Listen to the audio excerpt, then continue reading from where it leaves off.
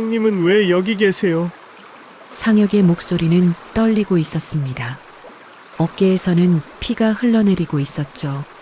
사모님과의 약속입니다. 도련님을 지키겠다고 약속했습니다.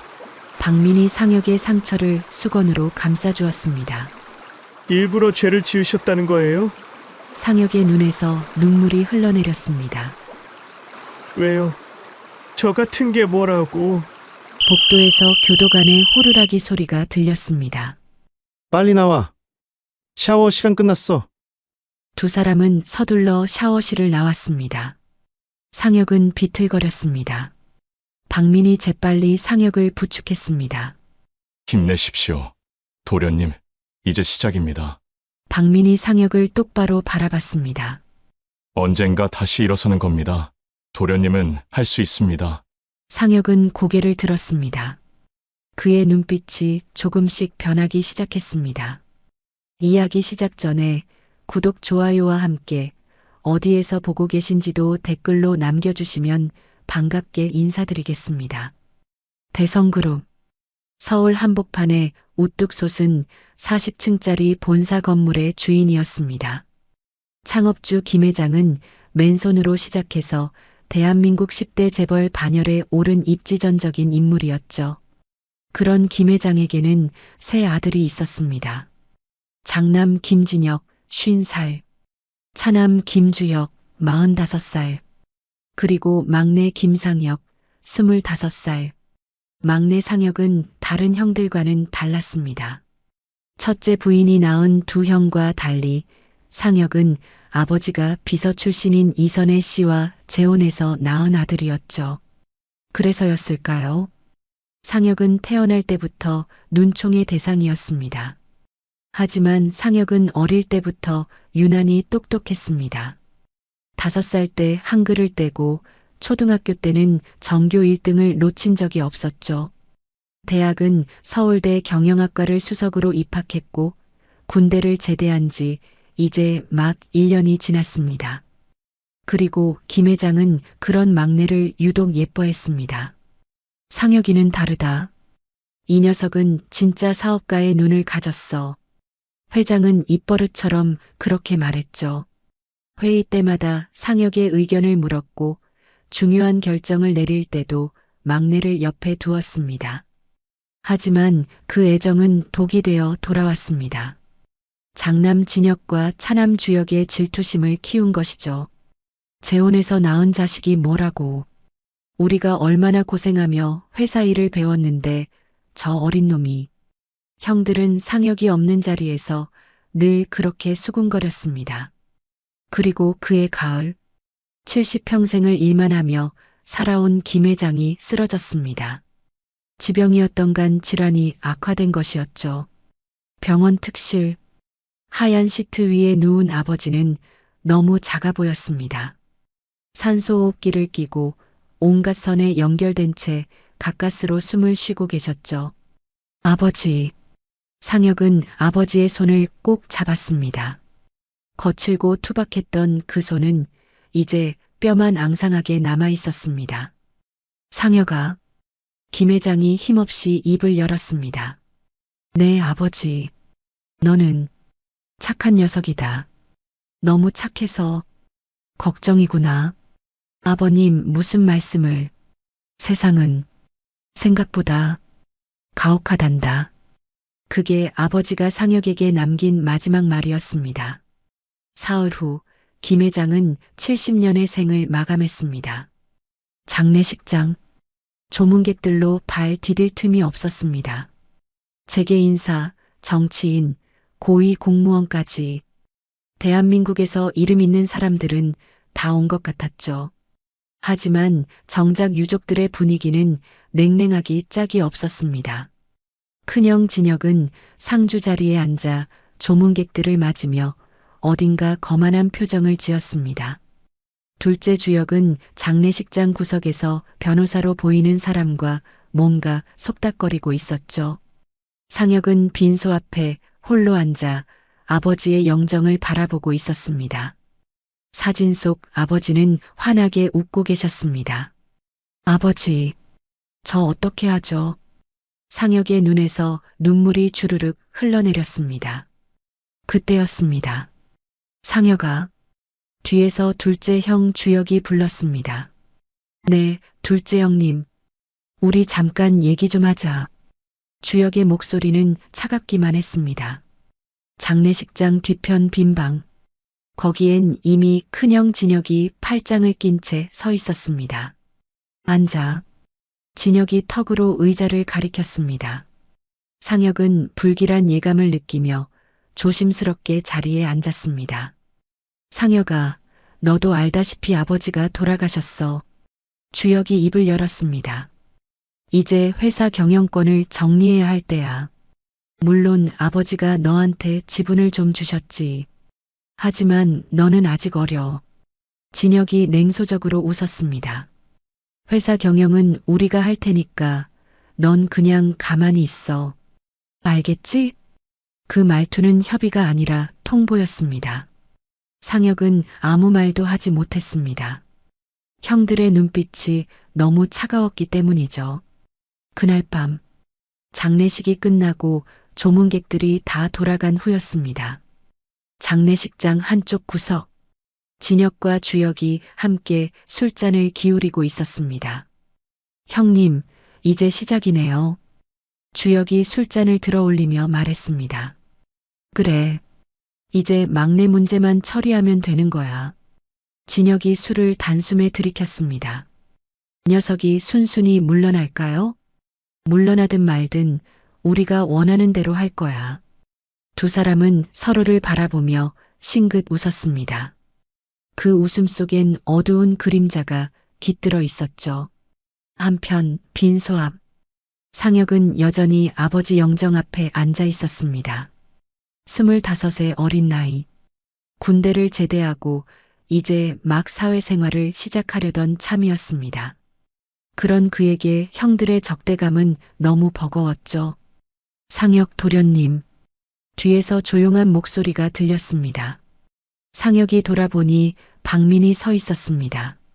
43의 박민은 상혁의 어머니 이선혜 씨의 오랜 보디가드였습니다.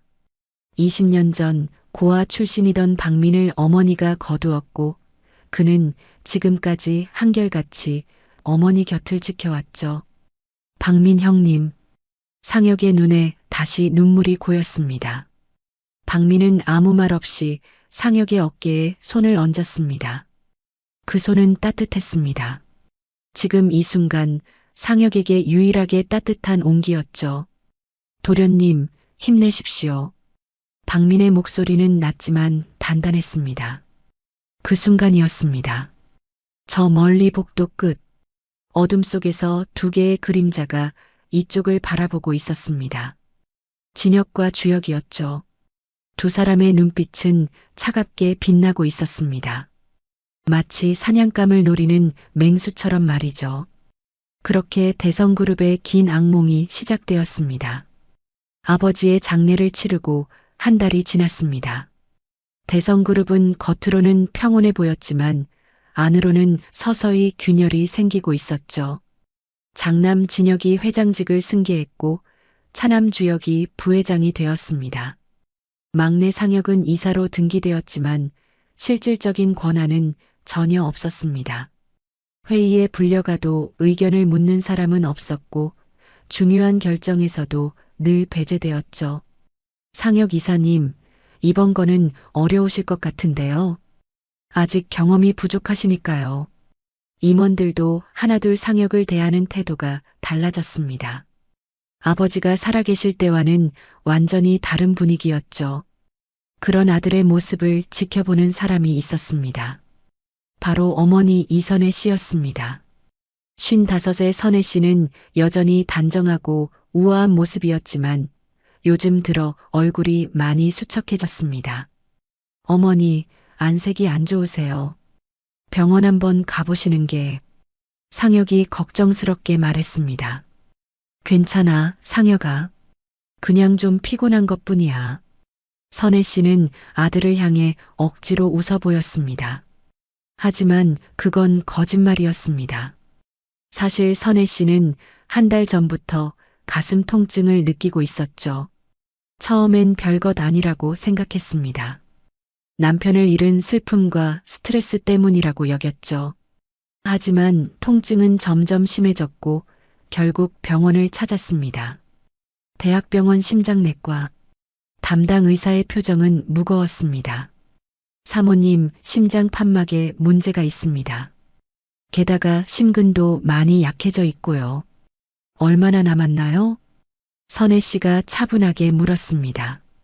의사는 잠시 망설이다가 입을 열었습니다. 길어야 1년, 짧으면 6개월입니다. 선혜 씨는 고개를 끄덕였습니다.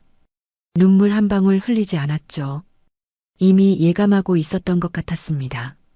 그날 밤, 선혜 씨는 아무에게도 말하지 않고 혼자 정원을 거닐었습니다. 가을바람이 차갑게 불어왔습니다. 나뭇잎들이 바스락거리며 떨어지고 있었죠. 나도 저 낙엽처럼 이제 떨어질 시간이구나. 선혜 씨는 하늘을 올려다봤습니다. 달이 유난히 밝았습니다. 그때였습니다. 사모님, 뒤에서 낮은 목소리가 들렸습니다. 박민이었습니다. 43세 박민은 20년 전 고아원 출신으로 선혜 씨를 처음 만났습니다. 당시 23이었던 박민은 거친 성격에 미래가 보이지 않는 청년이었죠. 하지만 선혜 씨는 그를 거두어 보디가드로 훈련시켰고 진짜 가족처럼 챙겨주었습니다. 박민에게 선혜 씨는 어머니이자 누나이자 생명의 은인이었습니다. 박민 씨, 밤이 늦었는데 안 주무세요? 사모님께서 나오신 것 같아서요. 혹시 어디 편찮으신 건 아니신지. 박민은 선혜 씨의 표정을 유심히 살폈습니다. 오랜 세월 함께한 사람이라 그런지 뭔가 심상치 않다는 걸 느낀 것이죠. 선혜 씨는 잠시 망설이다가 입을 열었습니다. 박민 씨, 저 잠깐 앉아요. 두 사람은 정원 벤치에 나란히 앉았습니다. 한참을 침묵이 흘렀습니다. 박민 씨, 네, 사모님. 내가 오래 못 살 것 같아요. 박민의 얼굴이 굳어졌습니다. 사모님, 무슨 말씀을? 오늘 병원 검사 결과가 나왔어요. 심장이 많이 안 좋대요. 선혜 씨는 담담하게 말했습니다. 박민은 아무 말도 하지 못했습니다. 주먹을 꽉 쥔 채 고개를 숙였죠. 박민 씨, 부탁이 있어요. 말씀하십시오, 사모님. 내가 없어도 상혁이를 지켜주세요. 선혜 씨의 목소리가 떨렸습니다. 저 아이는 너무 착해요. 세상이 얼마나 험한지 아직 몰라요. 형들이 상혁이를 가만두지 않을 거예요. 제발 박민 씨만이라도 곁에 있어 주세요. 그제야 선혜 씨의 눈에서 눈물이 흘러내렸습니다. 박민은 무릎을 꿇고 선혜 씨 앞에 섰습니다. 사모님, 제 목숨을 걸고 도련님을 지키겠습니다. 박민의 목소리는 단호했습니다. 약속합니다. 제가 살아있는 한 도련님께 손 하나 대지 못하게 하겠습니다. 선혜 씨는 박민의 손을 꼭 잡았습니다. 고마워요, 박민 씨. 정말 고마워요. 그 순간 두 사람의 눈에서 눈물이 흘러내렸습니다. 달빛 아래 두 사람의 그림자가 길게 드리워졌습니다. 며칠 후 선혜 씨는 상혁을 조용히 불렀습니다. 상혁아, 엄마랑 산책 좀 할까? 네, 어머니. 두 사람은 집 뒤편의 작은 오솔길을 걸었습니다. 단풍이 붉게 물들어 있었죠. 상혁아. 네, 어머니. 엄마가 너한테 줄 게 있어. 선혜 씨는 작은 봉투를 꺼냈습니다. 이게 뭐예요? 스위스 은행 계좌야. 엄마가 너를 위해 따로 모아둔 거야. 어머니, 절대 형들한테 말하면 안 돼. 이건 너만 알아야 하는 거야. 선혜 씨의 목소리는 진지했습니다. 만약에 말이야. 엄마가 없어지고 네가 힘든 일을 겪게 되면 어머니, 무슨 그런 말씀을. 상혁의 눈에 눈물이 고였습니다. 이 돈으로 다시 시작해. 알겠지? 선혜 씨는 아들을 꼭 안아주었습니다. 엄마, 왜 이러세요? 어디 아프세요? 상혁이 울먹이며 물었습니다. 아니야. 엄마는 괜찮아. 그냥 혹시 몰라서 그래. 선혜 씨는 억지로 웃으며 아들의 머리를 쓰다듬었습니다. 상혁아, 세상은 네가 생각하는 것보다 훨씬 가혹하단다. 착한 것만으로는 안 돼. 때로는 강해져야 해. 엄마가 항상 곁에 있지 못해도 엄마가 널 사랑한다는 거 잊지 마. 그날의 산책이 어머니와 함께한 마지막 산책이 될 줄 상혁은 몰랐습니다. 그리고 그로부터 1년 후 이선혜 씨가 세상을 떠났습니다. 심장마비였습니다. 장례식장. 상혁은 어머니의 영정 앞에서 하염없이 울고 있었습니다. 어머니. 그 옆에서 박민이 묵묵히 서 있었습니다. 주먹을 꽉 쥔 채 눈물을 참으며 말이죠.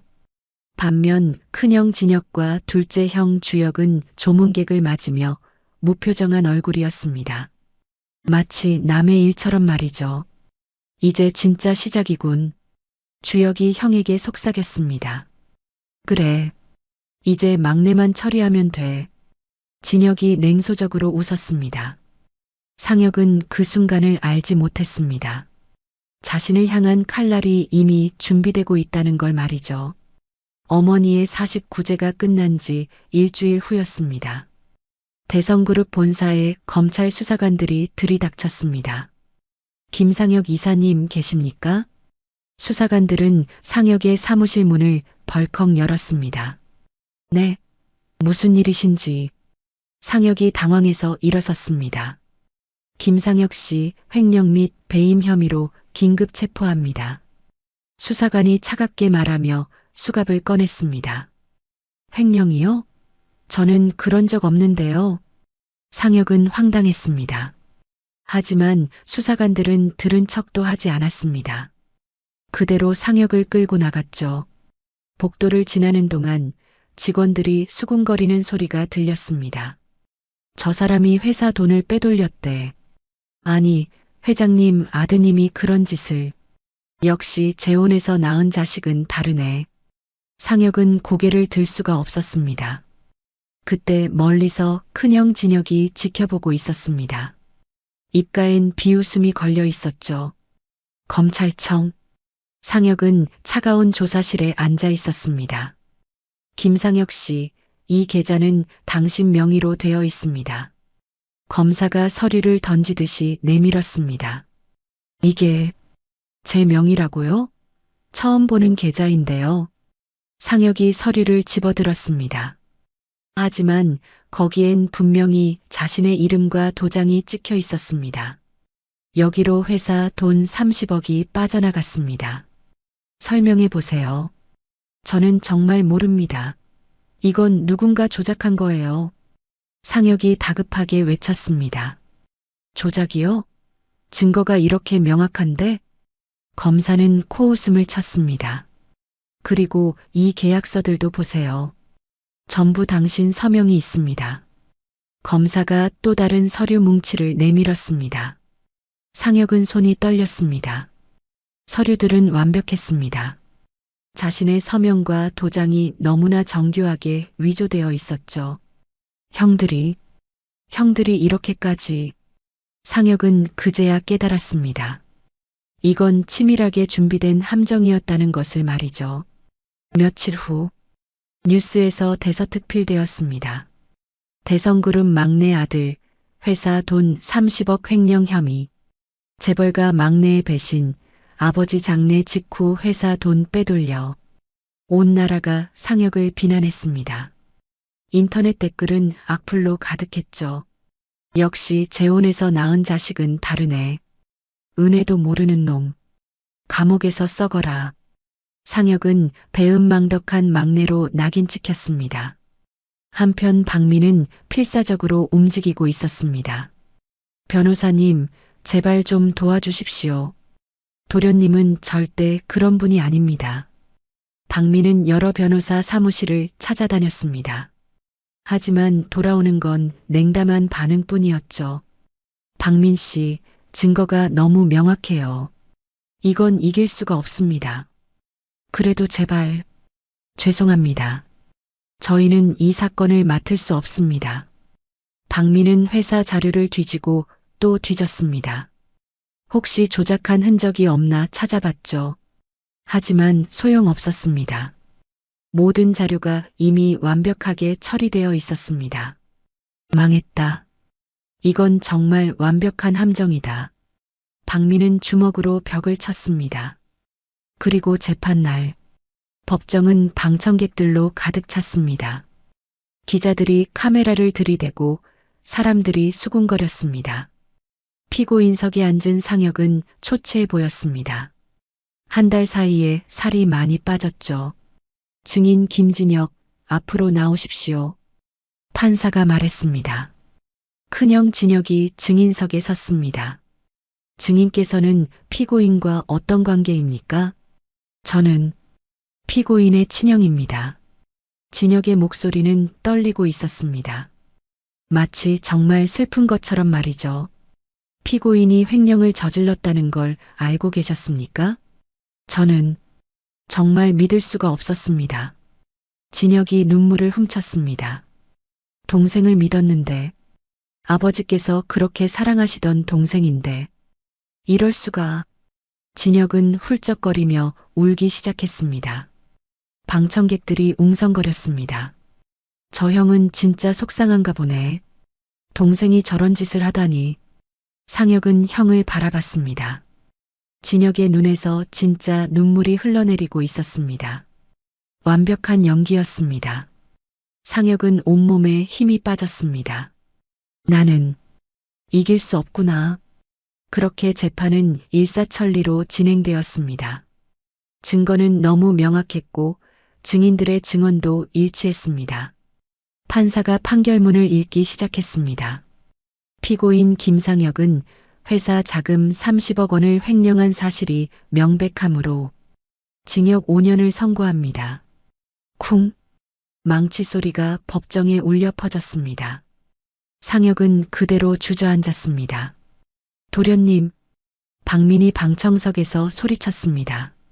하지만 법정 경위들이 박민을 제지했죠. 상혁은 끌려나가면서 뒤를 돌아봤습니다. 법정 뒤편에 앉아있는 두 형이 보였습니다. 진혁과 주혁. 두 사람은 서로를 바라보며 미소 짓고 있었습니다. 그 미소는 너무나 차가웠습니다. 그날 밤, 구치소 면회실, 박민이 상혁을 면회왔습니다. 유리창 너머로 마주 앉은 두 사람. 상혁은 죄수복을 입고 있었습니다. 형님, 상혁의 목소리는 떨리고 있었습니다.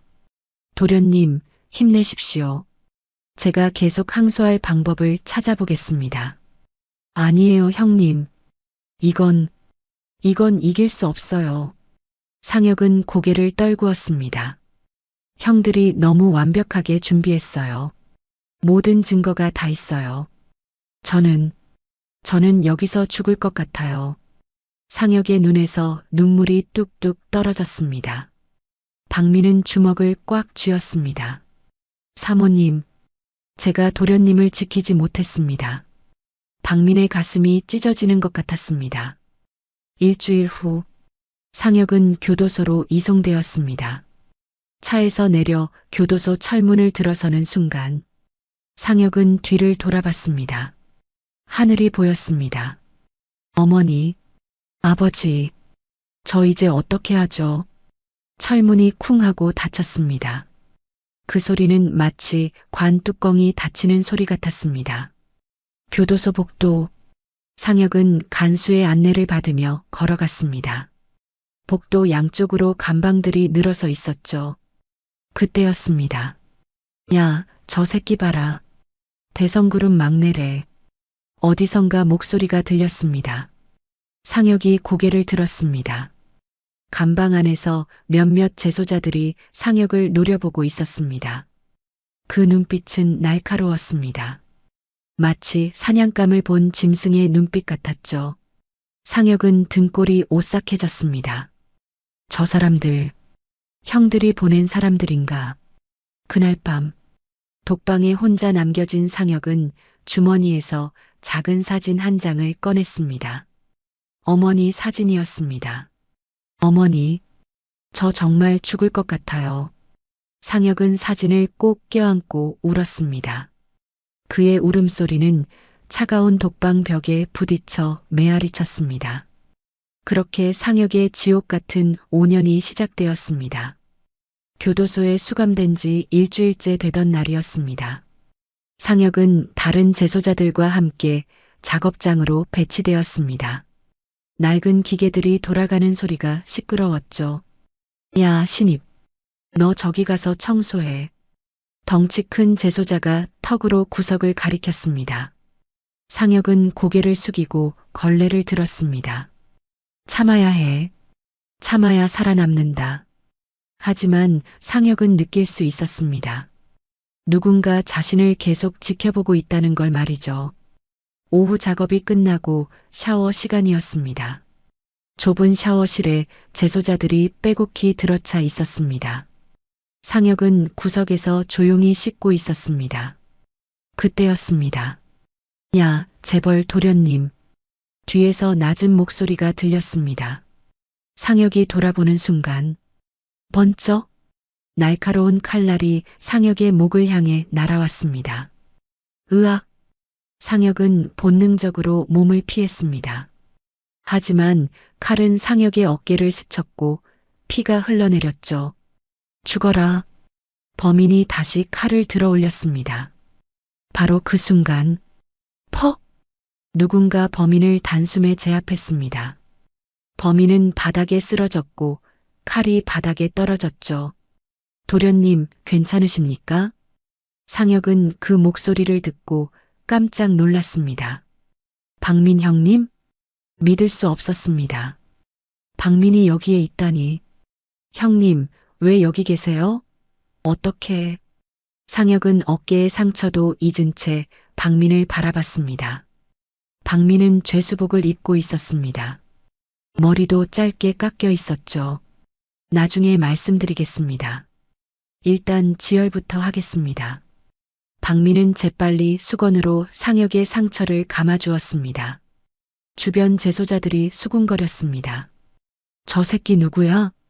박민이라는 놈인데 들어온 지 이틀 됐어.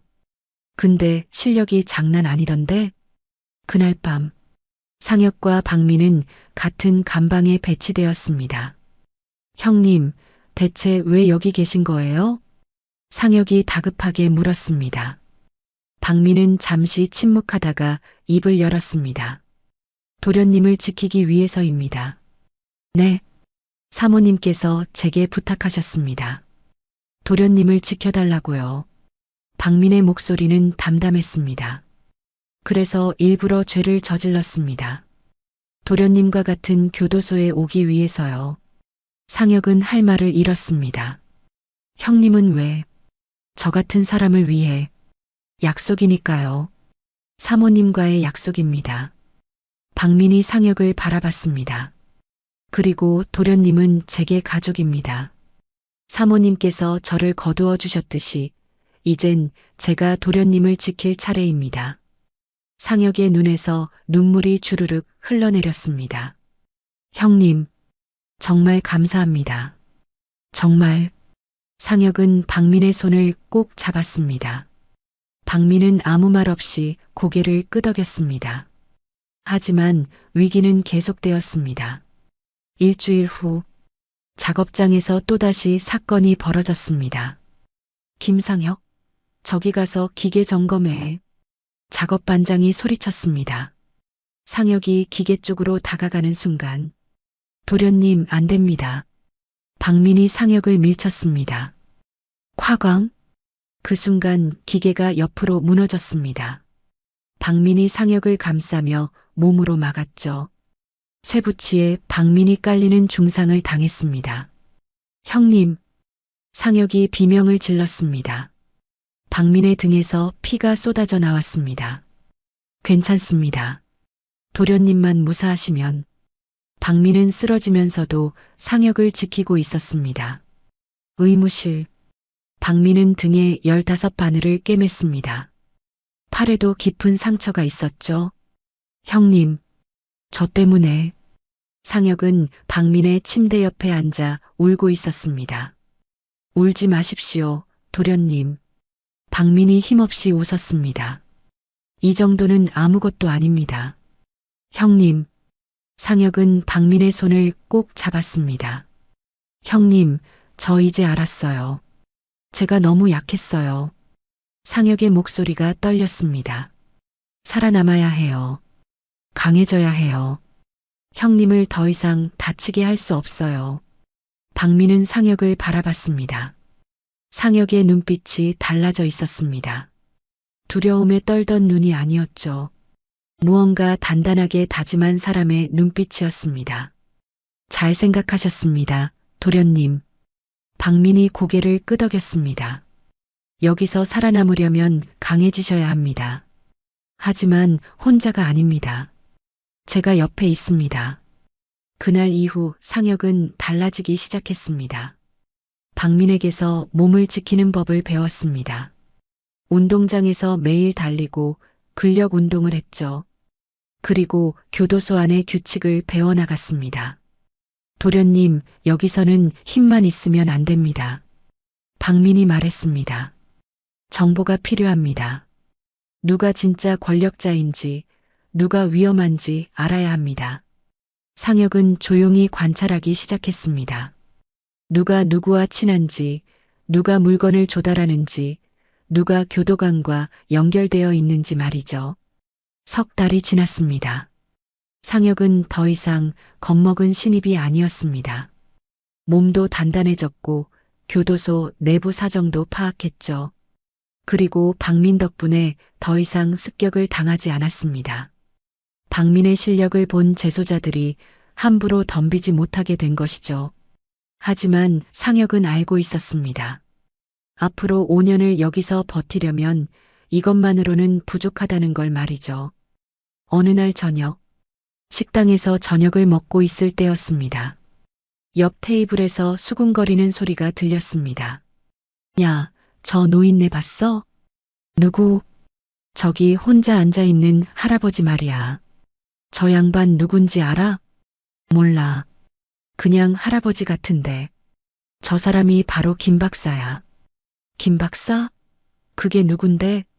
주식의 고수로 유명했던 사람이야. 펀드 매니저였는데 엄청난 실력자였다더라. 상혁은 고개를 들었습니다. 멀리 구석 테이블에 한 노인이 혼자 앉아 있었습니다.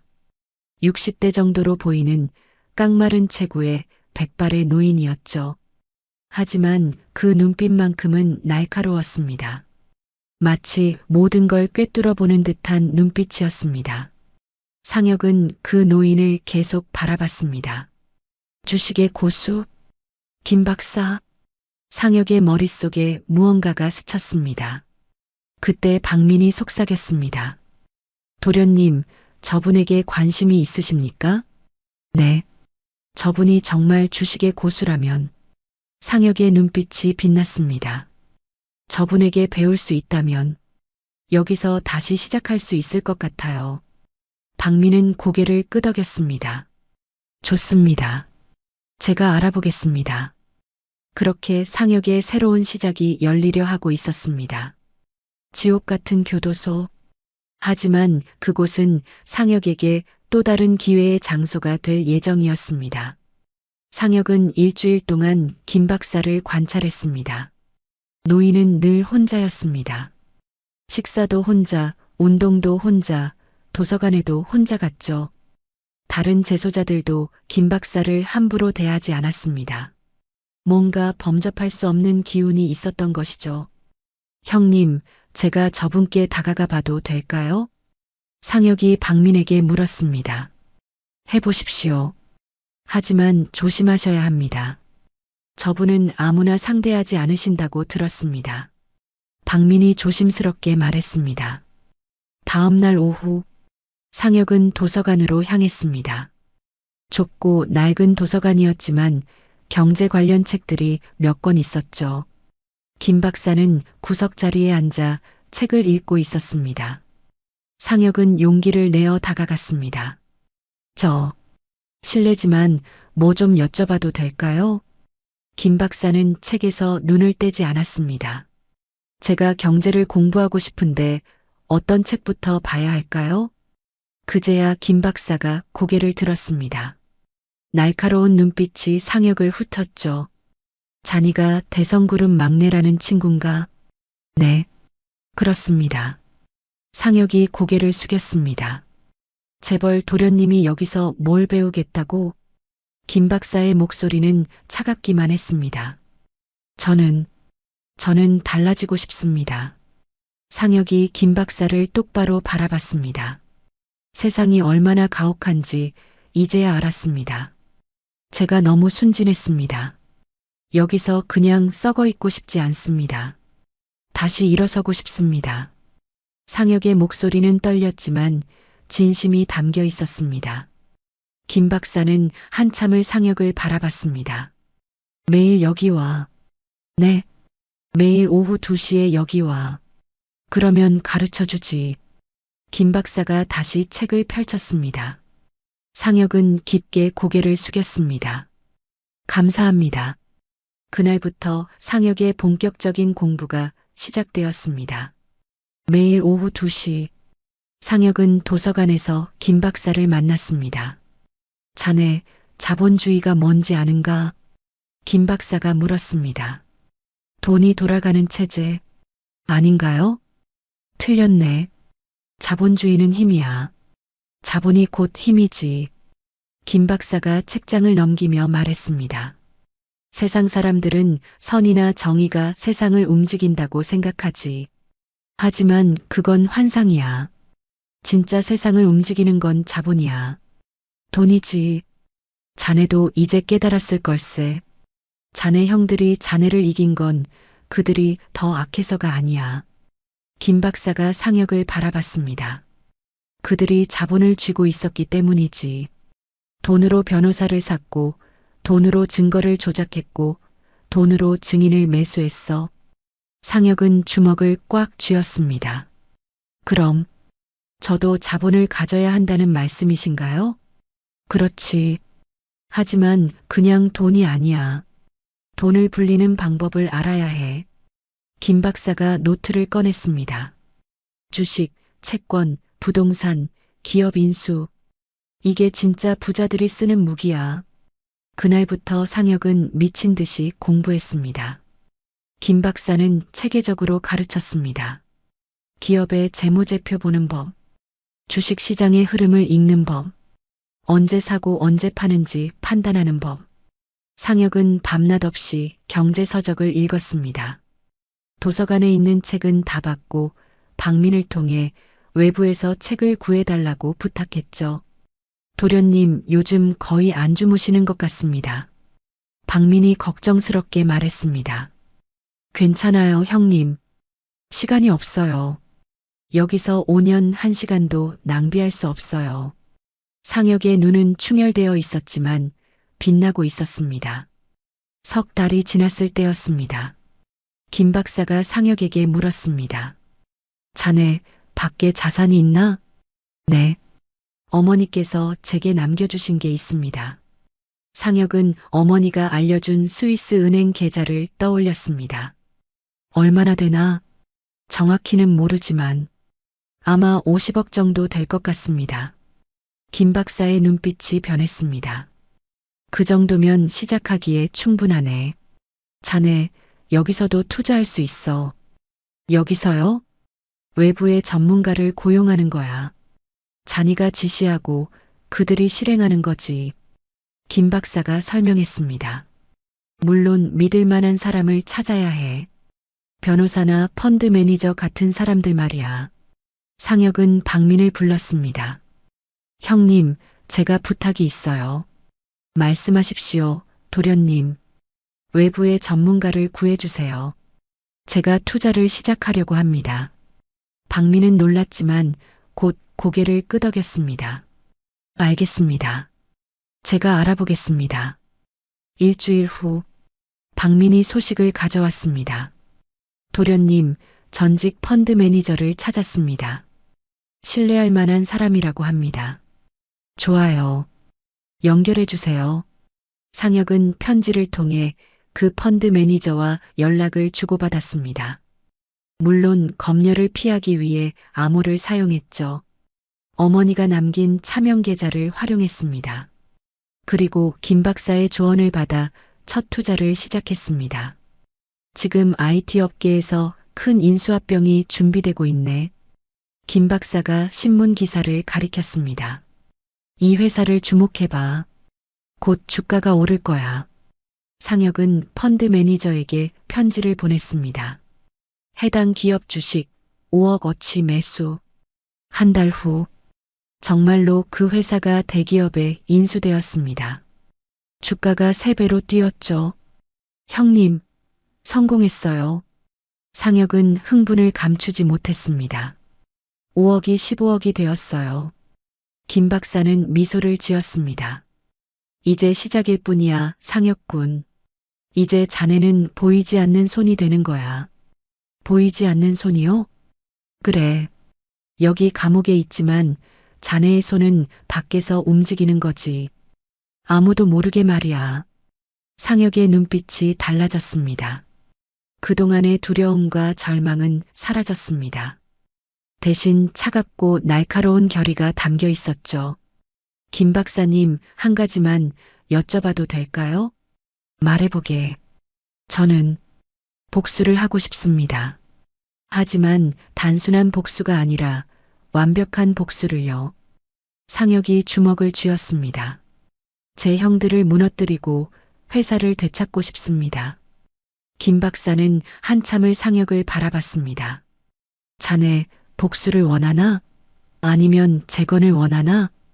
둘 다입니다. 상혁이 단호하게 대답했습니다.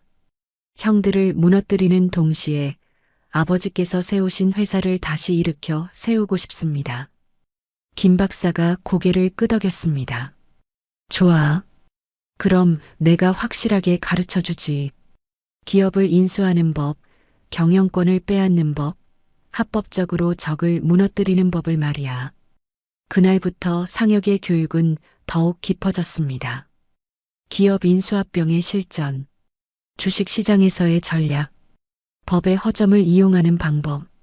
김 박사는 자신이 평생 쌓아온 노하우를 상혁에게 쏟아부었습니다. 그리고 상혁은 그 모든 걸 스펀지처럼 흡수했죠. 밤마다 상혁은 감방에서 노트에 무언가를 끊임없이 적었습니다. 도련님, 뭘 쓰고 계신 겁니까? 박민이 물었습니다. 계획이에요, 형님. 대성그룹을 되찾을 계획이요. 상혁의 눈빛은 더 이상 순진한 청년의 것이 아니었습니다. 냉철하고 계산적인 전략가의 눈빛이었죠. 감옥에 들어온 지 1년. 상혁은 완전히 다른 사람이 되어 있었습니다. 착하고 순진했던 재벌 막내는 사라졌습니다.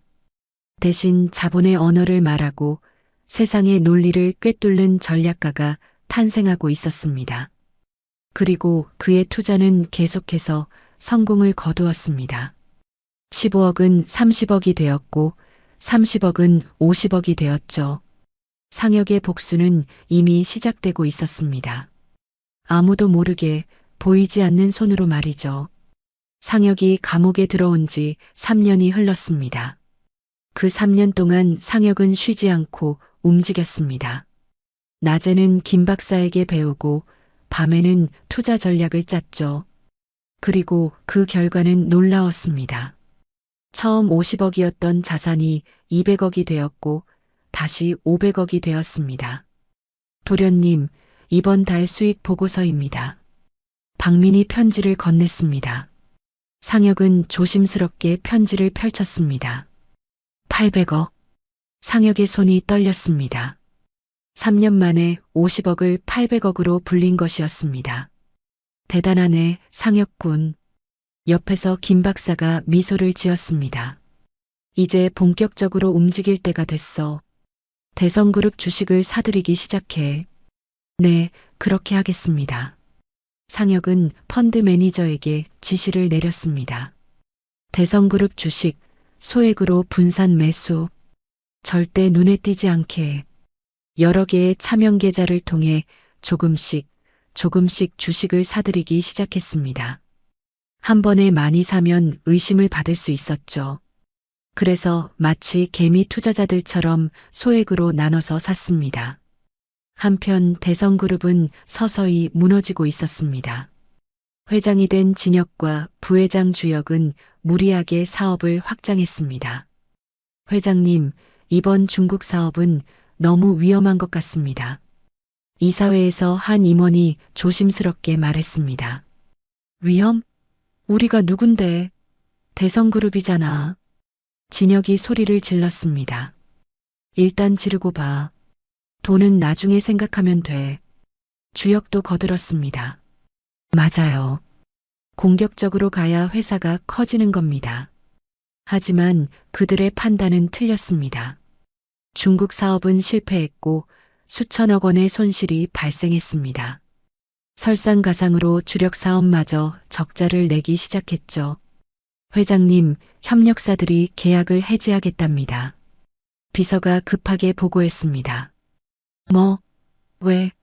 다른 회사에서 더 좋은 조건을 제시했다고 합니다. 진혁은 책상을 탁 쳤습니다. 어느 회사야? 그게 이름 없는 중소기업들인데 조건이 저희보다 월등히 좋답니다. 진혁은 알지 못했습니다. 그 중소기업들이 바로 상혁의 외부팀이라는 것을 말이죠. 상혁은 감옥 안에서 대성그룹의 핵심 협력사들을 하나하나 빼내고 있었습니다. 더 좋은 조건을 제시하고 더 나은 대우를 약속하면서 말이죠. 김 박사님, 협력사 3곳이 더 넘어왔습니다. 잘했네. 계속 조여 들어가는 거야. 서서히, 눈에 띄지 않게. 상혁과 김 박사는 마치 바둑을 두듯이 수를 놓고 있었습니다. 그리고 대성그룹 내부에서도 균열이 생기기 시작했습니다. 형님, 이번 인사는 제 의견을 무시하신 겁니까? 주혁이 회장실로 쳐들어왔습니다. 내가 회장이야. 인사권은 내게 있어.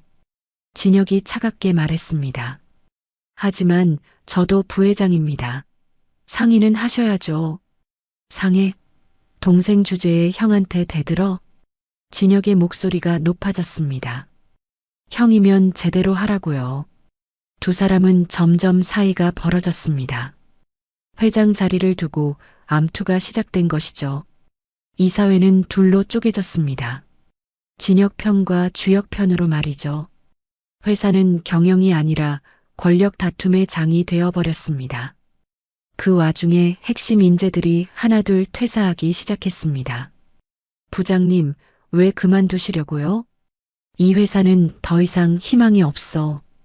형제끼리 싸우는 회사에 미래는 없지. 퇴사하는 임원들은 조용히 다른 회사로 옮겨갔습니다. 그리고 그들 중 몇몇은 상혁의 외부팀과 연락을 주고받고 있었죠. 때가 되면 연락드리겠습니다. 그때까지 조용히 준비해 주십시오.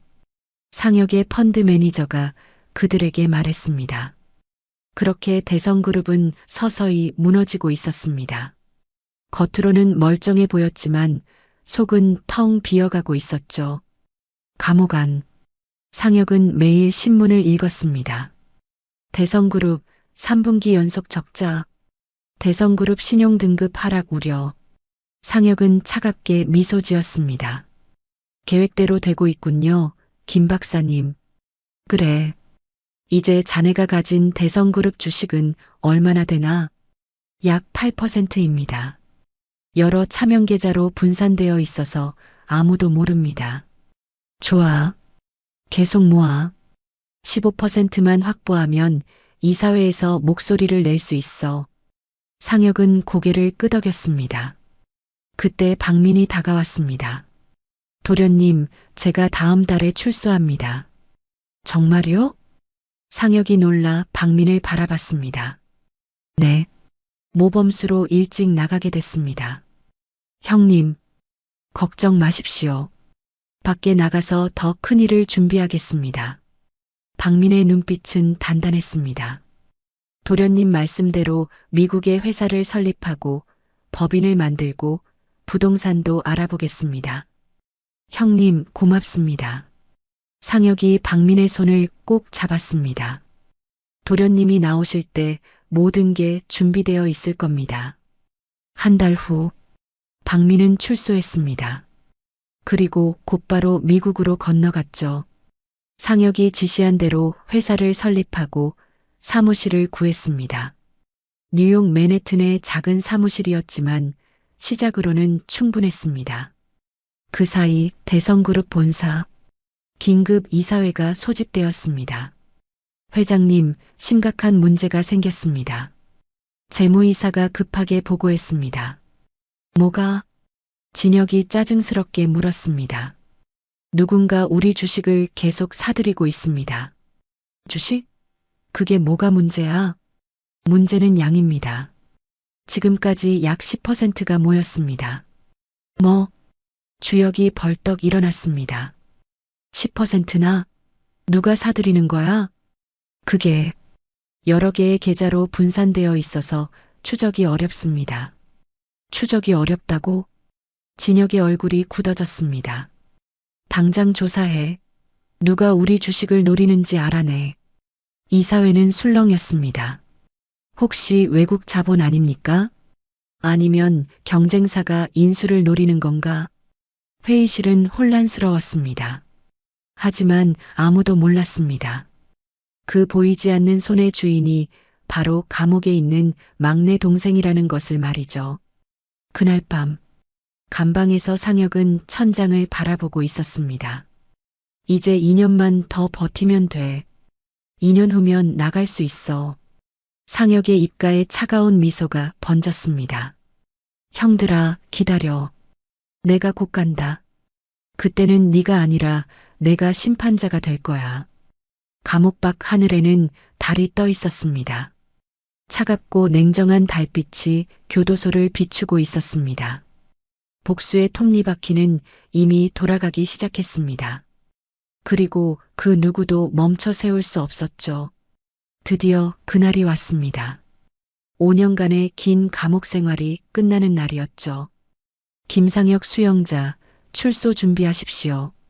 교도관의 목소리가 들렸습니다. 상혁은 천천히 일어났습니다. 5년 전에 그 연약한 청년은 이제 어디에도 없었습니다. 30살이 된 상혁은 단단한 몸과 날카로운 눈빛을 가진 남자가 되어 있었죠. 상혁군, 밖에서 잘 해내게. 김 박사가 손을 내밀었습니다. 감사합니다, 김 박사님. 은혜는 절대 잊지 않겠습니다. 상혁이 깊게 고개를 숙였습니다. 은혜는 무슨? 자니가 노력한 결과지. 이제 진짜 시작이야. 김 박사의 눈빛도 기대에 차 있었습니다. 교도소 정문. 철문이 천천히 열렸습니다. 5년 만에 보는 바깥 공기였습니다. 상혁은 깊게 숨을 들이마셨습니다. 도련님, 문 밖에서 박민이 기다리고 있었습니다. 박민은 깔끔한 정장을 입고 있었습니다. 5년 전의 보디가드가 아니라 이제는 사업가의 모습이었죠. 형님, 상혁이 박민에게 달려가 껴안았습니다. 고생하셨습니다, 도련님. 박민의 눈가에 눈물이 맺혔습니다. 형님이 더 고생하셨죠. 저 때문에. 이제 그런 말씀 마십시오. 이제 시작입니다. 박민이 차를 가리켰습니다. 바로 공항으로 가겠습니다. 비행기 표는 이미 예약되어 있습니다. 미국행이죠? 네. 오늘 저녁 비행기입니다. 차 안에서 상혁은 창밖을 바라봤습니다.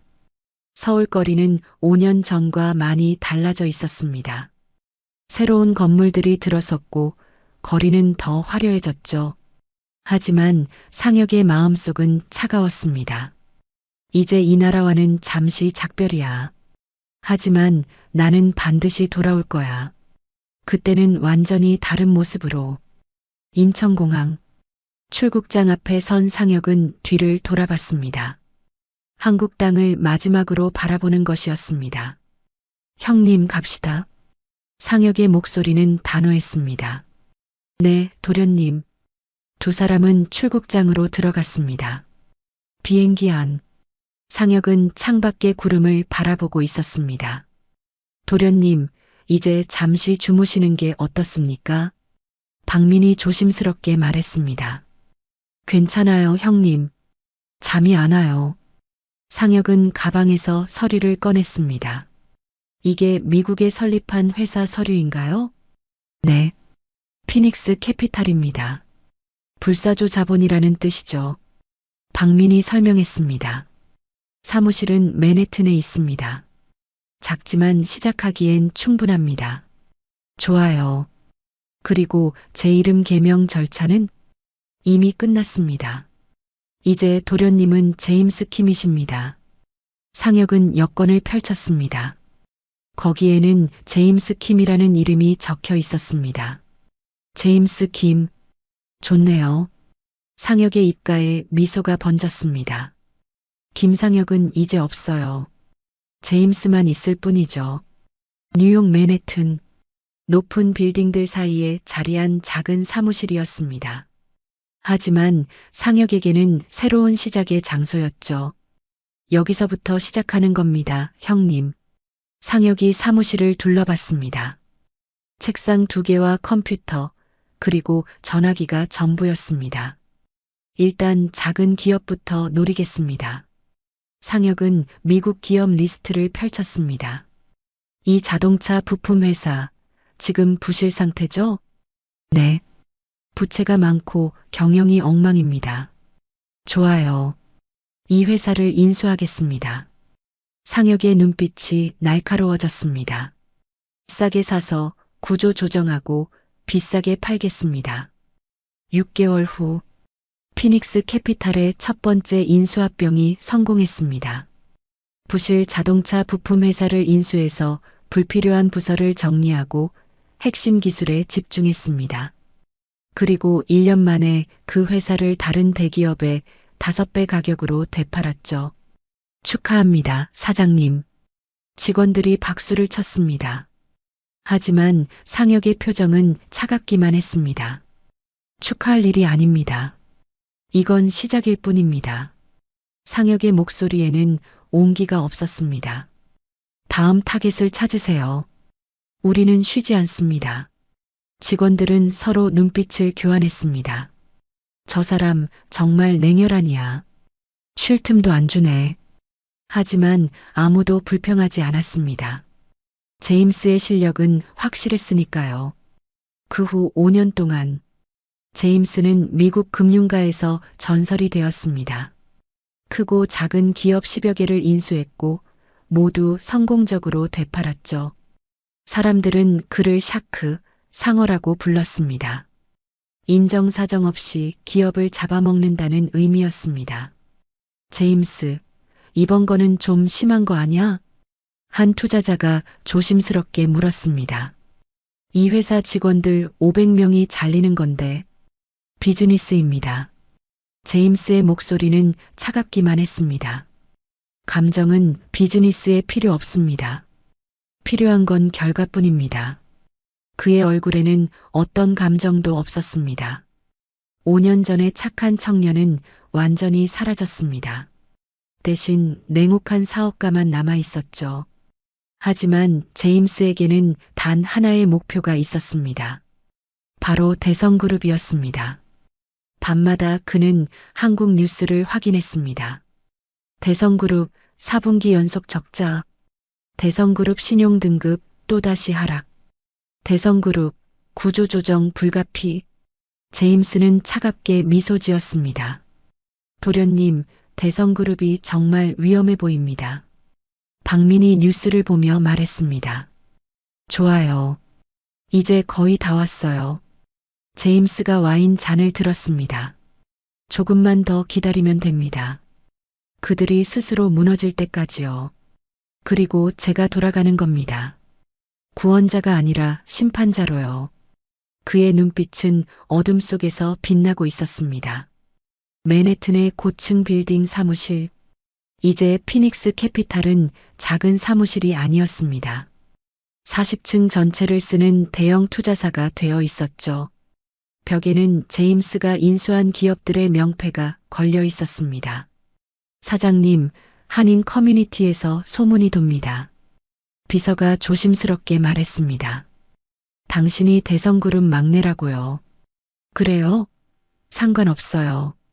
제임스는 창밖을 바라봤습니다. 어차피 곧 모두가 알게 될 테니까요. 그의 입가에 차가운 미소가 번졌습니다. 이제 막이 오를 시간입니다. 마지막 막이요. 월스트리트 저널. 한 기사가 실렸습니다. 떠오르는 샤크, 제임스 김.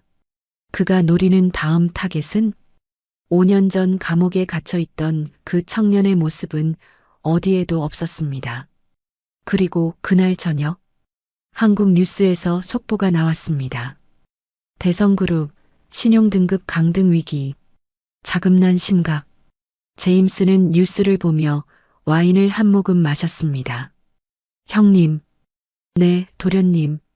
이제 시작입니다. 제임스의 눈빛이 번뜩였습니다. 대성그룹을 인수할 준비를 하세요. 알겠습니다. 박민의 눈빛도 결연했습니다. 뉴욕의 밤하늘에는 별이 빛나고 있었습니다.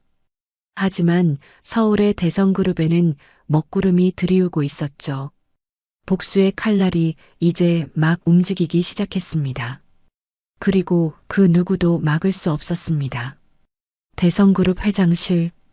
진혁은 재무보고서를 책상에 내던졌습니다. 이게 뭐야? 또 적자라고? 죄송합니다, 회장님. 이번 분기도 재무이사가 식은땀을 흘렸습니다. 4분기 연속 적자입니다. 부채도 계속 늘고 있고요. 그러니까 대체 얼마나 늘었다는 거야? 진혁이 소리를 질렀습니다. 총 부채가 3조 원을 넘었습니다. 회의실에 침묵이 흘렀습니다. 그때 문이 벌컥 열렸습니다. 형님, 주혁이 화가 잔뜩 난 얼굴로 들어왔습니다. 형님, 이게 무슨 짓입니까? 제 의견도 안 듣고 중국 사업을 또 확장하셨어요? 내가 회장이야. 내 마음대로 하는 거지. 진혁이 차갑게 대답했습니다. 회장이라고 다 할 수 있는 겁니까? 회사가 지금 망해가는데. 뭐, 네가 지금 형한테 대드는 거야? 진혁이 벌떡 일어섰습니다. 대들긴요. 당연히 말해야죠. 형님이 회사를 망치고 있잖아요. 이 자식이. 진혁이 주먹을 불끈 쥐었습니다. 저도 부회장입니다. 이 회사 절반은 제 겁니다. 절반? 웃기는 소리 하고 있네. 아버지가 나를 후계자로 정하셨어. 그건 형님 착각입니다. 유원장 어디에도 그런 말 없었어요. 두 사람은 서로를 노려봤습니다. 회의실 분위기는 얼어붙었죠. 임원들은 아무 말도 못하고 눈치만 보고 있었습니다. 다들 나가. 진혁이 소리쳤습니다. 임원들이 황급히 회의실을 빠져나갔습니다. 남은 건 두 형제뿐이었죠. 형님, 이제 회장직을 내놓으세요. 주혁이 차갑게 말했습니다. 뭐라고? 형님은 무능해요. 이 5년 동안 회사를 엉망으로 만들었어요. 이 자식이 정말. 진혁이 주혁의 멱살을 잡으려 했습니다. 하지만 주혁이 손을 뿌리쳤습니다. 손대지 마세요. 이젠 형제가 아닙니다. 경쟁자예요. 주혁은 그대로 회의실을 나갔습니다. 문이 쾅 하고 닫혔습니다. 진혁은 그 자리에 주저앉았습니다. 아버지, 제가 뭘 잘못한 건가요? 한편 회사 직원들 사이에서는 불안감이 커지고 있었습니다. 야, 우리 회사 정말 망하는 거 아니야? 나도 그런 것 같아. 이력서 돌리는 게 나을 것 같아. 부장님도 이번 달에 나가신대. 진짜? 부장님까지? 핵심 인재들이 하나둘 회사를 떠나기 시작했습니다. 10년, 20년 근속한 베테랑들마저 사표를 냈죠. 과장님, 왜 그만두세요?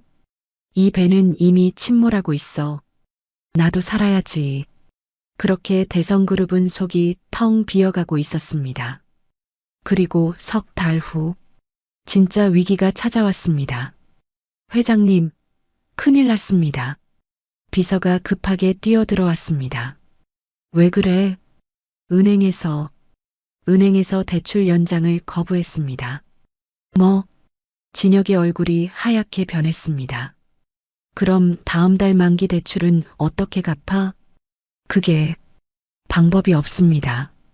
현금이 부족합니다. 채권단에서 경영 정상화 계획을 내놓으라고 압박하고 있습니다. 진혁은 머리를 쥐어뜯었습니다. 이럴 수가. 정말 회사가 무너지는 건가? 긴급 대책회의가 열렸습니다. 진혁과 주혁이 마주 앉았습니다. 비록 사이는 나빴지만 지금은 회사를 살려야 했죠. 백기사를 찾아야 해. 주혁이 말했습니다. 다른 대기업이나 사모펀드에 지분을 팔아서라도 자금을 확보해야 해요. 알아. 내가 이미 여러 곳에 연락했어. 진혁이 한숨을 쉬었습니다. 하지만 결과는 참담했습니다. 죄송합니다. 저희는 투자하기 어렵습니다. 대성그룹의 재무 상태가 너무 안 좋습니다. 리스크가 너무 큽니다. 모든 곳에서 거절당했습니다. 아무도 대성그룹을 구해주려 하지 않았죠. 그때였습니다. 회장님, 공시가 떴습니다. 재무이사가 급하게 보고했습니다. 무슨 공시? 피닉스 캐피탈이라는 미국 회사가 우리 회사 지분 공개 매수를 선언했습니다. 뭐라고? 진혁과 주혁이 동시에 소리쳤습니다. 얼마나? 30%입니다. 프리미엄까지 붙여서 매수하겠답니다. 회의실이 술렁거렸습니다. 피닉스 캐피탈? 그게 어디야? 주혁이 다급하게 물었습니다. 미국의 M&A 전문 투자사입니다. 대표는 제임스 김이라는 사람입니다. 제임스 김? 진혁이 고개를 갸우뚱했습니다. 어디서 들어본 이름 같기도 했지만 기억나지 않았습니다. 그 사람이 누군데? 미국에서 샤크라고 불리는 인수합병 전문가랍니다. 냉혹하기로 유명하고요. 주혁의 얼굴이 굳어졌습니다. 안 돼. 우리 회사를 외국 자본에 넘길 순 없어. 그럼 어떻게 해? 돈이 없는데. 진혁이 소리쳤습니다. 다른 백기사를 찾아. 다 알아봤다고. 아무도 안 도와준다고. 두 사람은 다시 언성을 높였습니다. 하지만 이번엔 싸움이 아니었습니다. 공포 때문이었죠. 이틀 후 또 다른 소식이 들려왔습니다. 회장님, 소액주주들이 연합을 결성했답니다. 소액주주 연합? 네. 그들이 피닉스 캐피탈 편을 들겠답니다. 뭐? 진혁은 믿을 수 없었습니다. 왜 우리 편이 아니야? 제임스 측에서 주주들에게 더 나은 조건을 제시했답니다. 회사를 정상화시키겠다고요. 진혁은 의자에 주저앉았습니다. 형님, 이러다 정말 회사를 빼앗기는 거 아닙니까? 주혁의 목소리도 떨리고 있었습니다. 내가 뭘 어떻게 해야 하는데? 진혁은 무기력했습니다. 그날 밤, 진혁과 주혁은 함께 술을 마셨습니다. 형님, 우리가 너무 방심했어요. 주혁이 술잔을 비우며 말했습니다. 아버지가 물려주신 회사를 우리가 망쳤어요. 진혁은 대답하지 못했습니다. 이제 와서 무슨 소용이야. 진혁이 술을 들이켰습니다. 이미 엎질러진 물이야. 두 사람은 말없이 술만 마셨습니다. 그리고 한 달 후, 결국 피닉스 캐피탈이 대성그룹의 경영권을 장악했습니다. 채권단도 소액주주들도 주요 임원들도 모두 제임스 편이었습니다. 회장님, 이사회 소집 통보가 왔습니다. 비서가 떨리는 목소리로 말했습니다. 제임스가 내일 직접 온답니다. 진혁과 주혁은 서로를 바라봤습니다. 두 사람의 얼굴은 창백했습니다. 형님, 우리 어떻게 되는 거예요? 모르겠어. 정말 모르겠어. 진혁의 목소리는 떨리고 있었습니다. 그날 밤, 대성그룹 본사 건물은 어둠에 잠겨 있었습니다. 하지만 회장실에만 불이 켜져 있었죠. 진혁은 창밖을 바라보고 있었습니다. 아버지, 죄송합니다. 제가 회사를 지키지 못했습니다.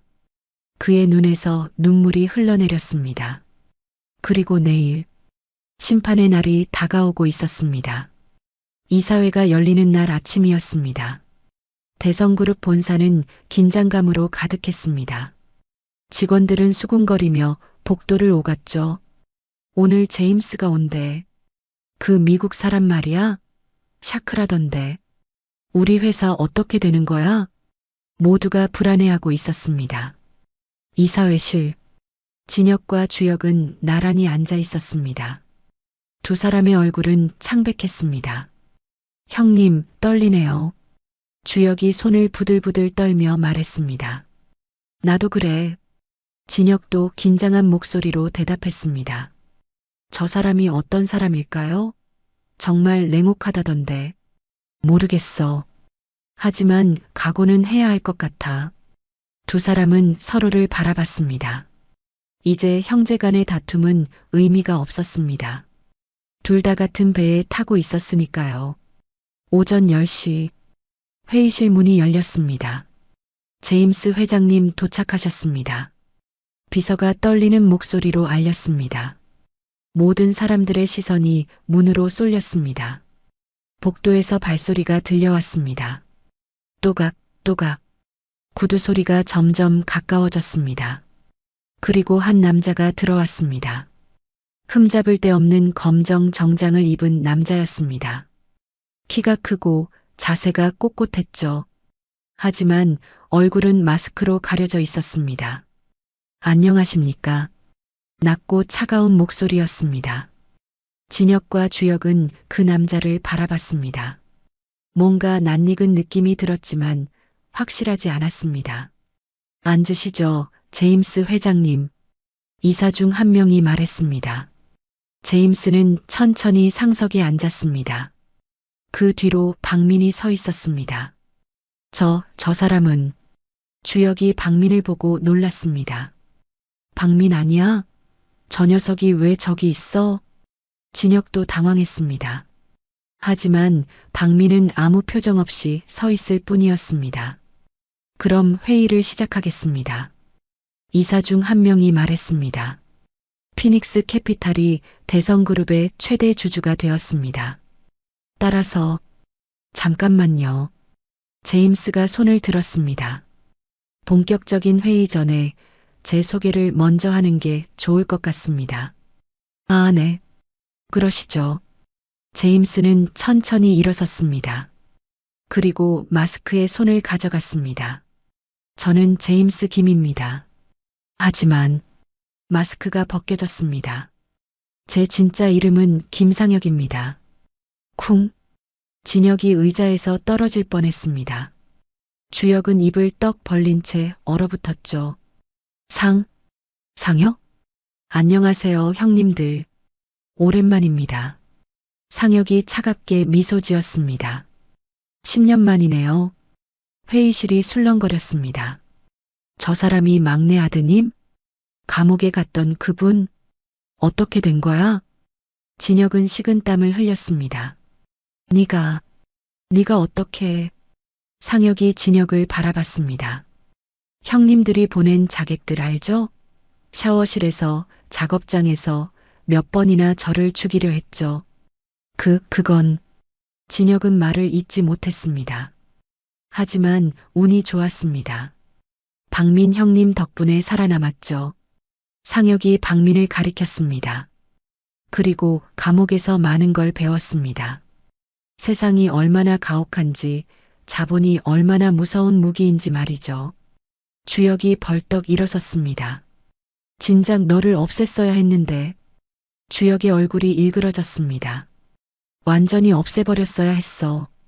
그래요, 둘째 형님. 상혁의 목소리는 차갑기만 했습니다. 하지만 늦었어요. 이미 모든 게 끝났으니까요. 상혁은 서류 봉투를 꺼냈습니다. 자, 이제 진실을 밝힐 시간입니다. 첫 번째 서류를 펼쳤습니다. 이건 형님들이 저에게 씌운 횡령 사건의 진실입니다. 계좌 개설은행의 감시 카메라 영상이죠. 화면에 영상이 재생되었습니다. 주혁이 은행에서 상혁의 이름으로 계좌를 만드는 장면이었습니다. 그리고 이건 형님들이 회사 돈을 빼돌린 증거입니다. 두 번째 서류가 펼쳐졌습니다. 진혁과 주혁의 비자금 조성 내역이었습니다. 수백억 원이 해외 계좌로 빠져나간 기록이었죠. 그리고 이건 상혁이 녹음 파일을 재생했습니다. 저 새끼 확실하게 처리해. 감옥 안에서 사고로 죽게 만들어. 진혁의 목소리였습니다. 돈은 걱정 마. 얼마든지 줄 테니까. 회의실이 술렁거렸습니다. 살인 교사잖아. 회장님이 동생을 죽이려 했다고. 진혁과 주혁은 얼굴이 새하얗게 변했습니다. 이건 조작이야. 조작? 진혁이 소리쳤습니다. 조작이 아닙니다. 상혁이 차갑게 말했습니다. 검찰에서 이미 확인했습니다. 모든 증거는 진짜입니다. 그 순간 회의실 문이 열렸습니다. 검찰 수사관들이 들어왔습니다. 김진혁 씨, 김주혁 씨, 횡령, 배임, 살인 교사 혐의로 체포합니다. 안 돼. 주혁이 도망치려 했습니다. 하지만 박민이 순식간에 그를 제압했습니다. 꼼짝 마십시오. 박민의 목소리는 단호했습니다. 수갑이 채워졌습니다. 진혁과 주혁 모두에게 말이죠. 이럴 수가. 진혁은 넋이 나간 얼굴이었습니다. 상혁아, 제발.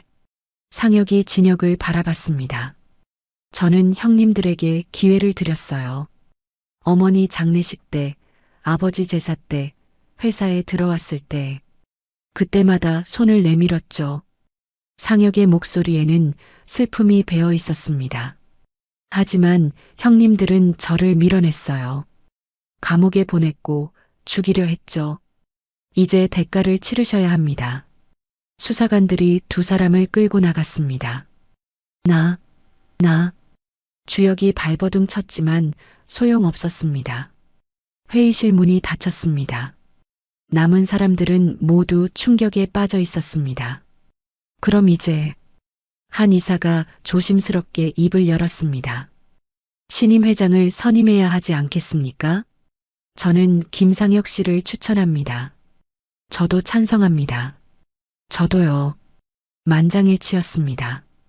감사합니다. 상혁이 고개를 숙였습니다. 부족하지만 최선을 다하겠습니다. 회의가 끝났습니다. 사람들이 하나둘 나갔습니다. 빈 회의실. 상혁은 홀로 남아 창밖을 바라봤습니다. 도련님, 박민이 다가왔습니다. 해내셨습니다.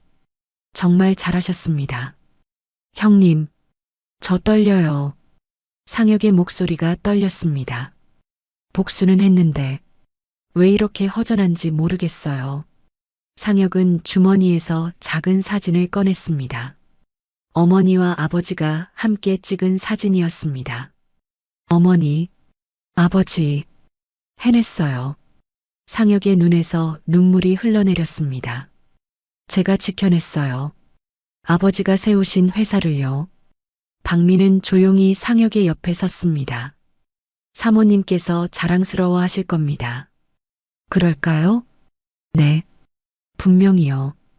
두 사람은 말없이 서 있었습니다. 창밖으로 햇살이 비쳐들고 있었습니다. 긴 어둠의 터널을 지나 드디어 빛이 보이기 시작했습니다. 하지만 상혁은 알고 있었습니다. 진짜 시작은 지금부터라는 것을요. 상혁이 회장이 된 지 6개월이 지났습니다. 대성그룹 회장실. 상혁은 산더미 같은 서류를 검토하고 있었습니다. 회장님, 구조조정 계획안입니다. 비서가 서류를 내밀었습니다. 부실 계열사 5곳을 정리하고 핵심 사업에 집중하는 안입니다. 상혁은 꼼꼼히 서류를 읽었습니다. 좋습니다. 이대로 진행하세요. 네, 회장님. 상혁은 파괴가 아닌 재건을 선택했습니다. 형들이 망쳐놓은 회사를 다시 일으켜 세우기로 한 것이죠. 불필요한 사업은 정리하고 수익성 있는 사업을 키웠습니다. 직원들도 변화를 느꼈습니다. 요즘 회사 분위기 좋지 않아? 그러게. 새 회장님 오시고 나서 확실히 달라졌어. 일도 체계적으로 돌아가고 월급도 제때 나오고 말이야. 상혁은 직원들과 소통했습니다. 정기적으로 현장을 방문하고 직원 식당에서 함께 밥을 먹었죠. 회장님, 여기 앉으시죠. 직원들이 자리를 권했습니다. 아니에요. 편하게 드세요. 상혁은 자연스럽게 빈자리에 앉았습니다. 회장님, 죄송하지만 여쭤봐도 될까요? 한 직원이 조심스럽게 물었습니다. 네, 말씀하세요. 정말 감옥에 계셨던 게 맞나요? 네, 맞습니다. 5년간 있었죠. 상혁은 솔직하게 대답했습니다. 그때가 제 인생에서 가장 힘들었지만 동시에 가장 많이 배운 시간이었습니다. 직원들은 상혁의 이야기를 경청했습니다. 그래서 저는 압니다. 밑바닥이 어떤 곳인지, 무력함이 얼마나 고통스러운지 말이죠. 상혁이 직원들을 바라봤습니다. 그래서 여러분이 더 소중합니다. 이 회사를 지켜온 건 여러분이니까요. 직원들의 눈에서 눈물이 글썽거렸습니다. 며칠 후, 상혁은 이사회를 소집했습니다. 오늘 중요한 발표가 있습니다. 상혁이 일어서서 말했습니다. 박민 씨를 부회장으로 임명하고자 합니다. 박민 씨요? 이사들이 놀랐습니다. 네. 박민 형님은 제 어머니를 20년간 모셨고 저를 목숨 걸고 지켜주셨습니다. 상혁이 박민을 바라봤습니다. 피 한 방울 섞이지 않았지만 진짜 가족입니다. 그래서 이 자리를 드리고 싶습니다. 박민은 눈시울이 붉어졌습니다. 도련님, 제가 그럴 자격이 있습니다, 형님. 상혁이 박민의 손을 잡았습니다. 이젠 제가 형님을 지킬 차례입니다. 박수가 터져 나왔습니다. 찬성합니다. 저도 찬성합니다. 만장일치로 박민이 부회장이 되었습니다. 회의가 끝난 후 상혁과 박민은 회장실에 남았습니다. 형님, 평생 저를 지켜주셨으니 이제 편히 지내세요. 도련님, 아니 회장님, 감사합니다. 박민이 깊게 고개를 숙였습니다. 형님, 회장님은 무슨요? 그냥 상혁이라고 불러주세요. 그럴 순 없습니다. 그럼 도련님이라고 부르세요. 그게 더 편해요. 두 사람은 웃었습니다. 따뜻한 웃음이었습니다. 한편 감옥에서는 진혁과 주혁이 재판을 기다리고 있었습니다. 형님, 우리 끝난 건가요? 주혁이 무기력하게 물었습니다. 그런 것 같아. 진혁도 기운이 없었습니다. 그때 교도관이 왔습니다. 김진혁, 김주혁. 면회 왔습니다. 누가? 두 사람이 면회실로 갔습니다. 유리창 너머에 한 변호사가 앉아 있었습니다. 안녕하십니까? 저는 법무법인 정의에서 나왔습니다. 변호사요? 우리가 부른 적 없는데요. 김상혁 회장님께서 보내셨습니다. 뭐? 두 사람은 깜짝 놀랐습니다. 회장님께서 변호를 부탁하셨습니다. 최선을 다해 형량을 줄여보라고 하셨습니다. 상혁이가 우리를 진혁은 믿을 수 없었습니다. 그리고 이 편지를 전하라고 하셨습니다. 변호사가 편지를 내밀었습니다. 진혁이 떨리는 손으로 편지를 펼쳤습니다. 형님들, 저는 형님들을 용서하지 못합니다. 하지만 그래도 형제입니다. 변호사를 선임했으니 재판 잘 받으시길 바랍니다. 김상혁. 진혁의 눈에서 눈물이 떨어졌습니다. 상혁아, 미안하다. 정말 미안하다. 한 달 후, 김 박사가 출소했습니다. 상혁이 직접 교도소 앞에서 기다리고 있었습니다. 김 박사님, 오, 상혁군. 아니, 이젠 회장님이라고 불러야 하나? 김 박사가 웃으며 다가왔습니다. 그런 거 필요 없습니다. 은사님이신데요. 은사라니 과찬이야. 김 박사님, 회사 고문으로 모시고 싶습니다. 상혁이 정중히 부탁했습니다. 제게 계속 가르침을 주십시오. 김 박사는 잠시 망설이다가 고개를 끄덕였습니다. 좋아. 나도 할 일이 필요하긴 했지. 그렇게 김 박사도 대성그룹에 합류했습니다. 어느 날, 상혁은 이사회에서 발표했습니다. 이선의 장학재단을 설립하고자 합니다. 장학재단이요? 네. 어머니의 이름으로 어려운 학생들을 돕고 싶습니다. 상혁의 목소리는 떨리고 있었습니다. 특히 고아원 출신 학생들에게 장학금을 주려고 합니다. 박민이 눈물을 닦았습니다. 사모님께서 좋아하셨을 겁니다. 만장일치로 찬성합니다. 이사들이 박수를 보냈습니다. 그날 저녁, 상혁의 책상에 편지 한 통이 놓여 있었습니다.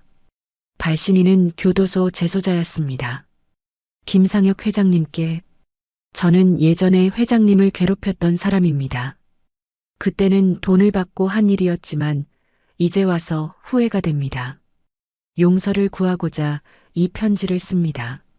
상혁은 편지를 천천히 읽었습니다. 그리고 편지를 찢어버렸습니다. 형님, 박민이 놀라서 물었습니다.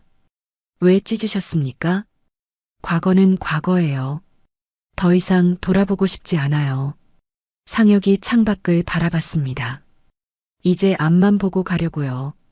주말, 상혁과 박민은 어머니 산소를 찾았습니다. 깨끗하게 정돈된 산소 앞에 두 사람이 앉았습니다. 어머니, 저예요.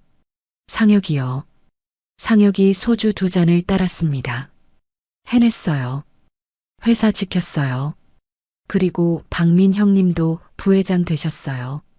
박민도 어머니 산소 앞에 절을 했습니다. 사모님 약속 지켰습니다. 도련님 잘 지켰습니다. 두 사람은 소주잔을 부딪혔습니다.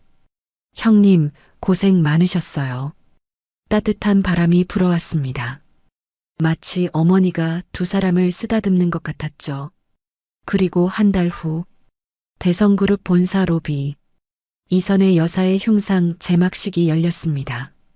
오늘 이 자리는 제 어머니 이선의 여사를 기리기 위한 자리입니다. 상혁이 마이크 앞에 섰습니다. 어머니는 고아였던 한 청년을 거두어 가족으로 만들어주셨습니다. 박민을 바라보며 말했습니다. 그리고 저에게 진짜 가족이 무엇인지 가르쳐 주셨습니다. 피가 아니라 신뢰라고요. 상혁이 천을 잡아당겼습니다. 흉상이 드러났습니다. 따뜻하게 미소 짓고 있는 이선의 여사의 모습이었습니다. 박수가 터져 나왔습니다. 상혁은 흉상 앞에 섰습니다. 어머니, 다 끝났어요. 이제 편히 쉬세요. 그의 얼굴에는 평화로운 미소가 번져 있었습니다. 그날 저녁, 상혁과 박민은 회사 옥상에 섰습니다. 서울의 야경이 한눈에 보였습니다. 형님, 긴 여정이었죠? 그랬습니다. 정말 길고 힘든 여정이었습니다. 하지만 끝이 아니라 시작이에요. 상혁이 하늘을 올려다봤습니다. 이제부터가 진짜 시작입니다. 좋은 회사 만들기 말이에요. 네, 도련님. 함께 하겠습니다. 두 사람은 어깨를 나란히 했습니다. 마치 진짜 형제처럼 말이죠. 그리고 내레이션이 흘러나왔습니다. 복수는 파괴가 아니라 재건입니다. 진짜 가족은 피가 아니라 신뢰입니다. 그리고 진짜 승리는 적을 무너뜨리는 것이 아니라 더 나은 사람이 되는 것입니다. 화면이 서서히 어두워졌습니다. 하지만 두 사람의 실루엣은 여전히 빛나고 있었습니다. 희망의 빛으로 말이죠.